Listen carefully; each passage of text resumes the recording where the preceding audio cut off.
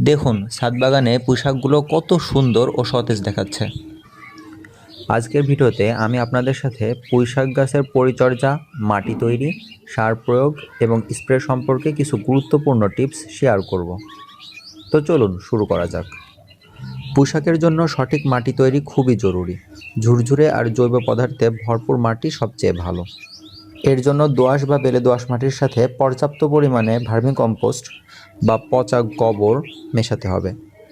এবার আসি সারের কথায়। পুঁইশাক একটু বেশি সার পছন্দ করে। নিয়মিত নাইট্রোজেনযুক্ত সার যেমন ইউরিয়া বা সরিষার খোল প্রয়োগে গাছ দ্রুত বাড়ে। তাই বলে সার প্রয়োগ মাত্রার থেকে বেশি করা যাবে না। আর মাটিতে সবসময় আর্দ্রতা বজায় রাখতে হবে।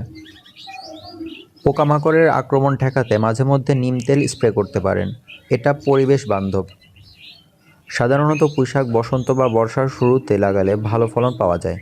তবে এখন অনেক হাইব্রিড জাত আসায় প্রায় সারা বছরই ছাদে এর চাষ করা যায়। আর সবশেষে গাছের সঠিক বৃদ্ধি এবং সতেজতা বজায় রাখতে নিয়মিত পানি দেওয়া খুবই জরুরি। তাহলে এই ছিল আজকের টিপস। ভিডিওটি ভালো লাগলে লাইক করে দেন। আর যদি এই চ্যানেলের পরবর্তী ভিডিওগুলো পেতে চান তাহলে চ্যানেলটি সাবস্ক্রাইবও করে দেন। ধন্যবাদ।